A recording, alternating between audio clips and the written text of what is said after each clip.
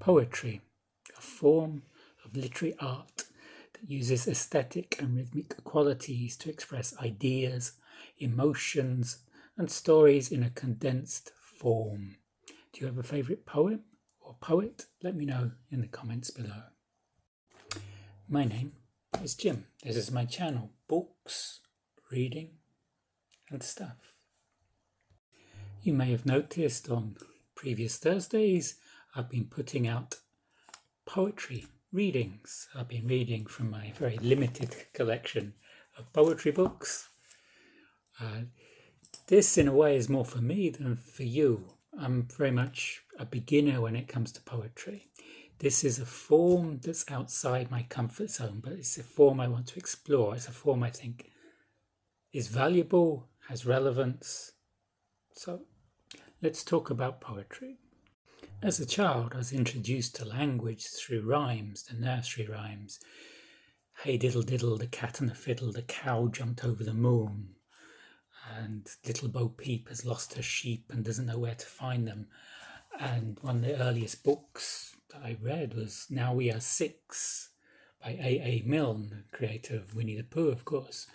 Things like when I was young, I was just begun. When I was 2, I was nearly new, etc. So poetry, when I was starting to learn the language, was something in my very early childhood. But like with a lot of things, this was destroyed by going to school when they asked us to write poetry. I didn't want to write poetry, I wanted to write stories. And they asked us to look at poets in school. I can remember we looked at the Warp Time poets, Dulce et Decorum Est by Wilfred Owen, but I felt very detached from poetry generally.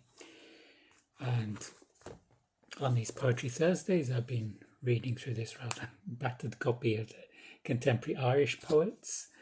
In here we've got Seamus Heaney, Thomas Kinsella, Derek Mahon, a lot of great poets.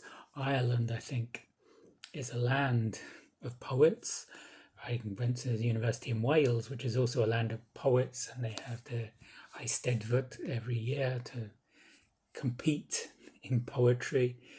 And here I live in Georgia. Georgia's most famous writers are its poets.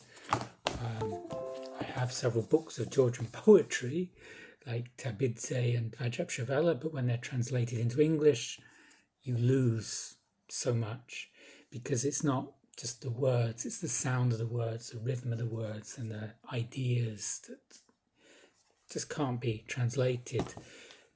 Galaktion, Tabidze, his famous poem is Carry Chris, the wind blows, Carry Chris, Carry Chris, Carry Chris, Potlebi, Makrian, Kataka.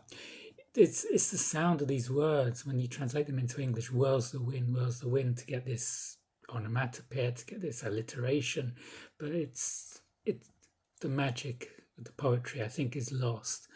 Maybe we're translating French poems like Baudelaire. It's easier because French and English are more closely related, but trying to read Vazha-Pshavela. Vazha-Pshavela is one of the most famous Georgian poets, but reading in English, it lacks a lot.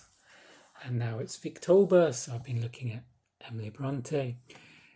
Emily Bronte is supposedly the greatest poet of the Bronte sisters. She's my favourite writer of the Brontes. I love Wuthering Heights. It's the only Bronte novel I've reread.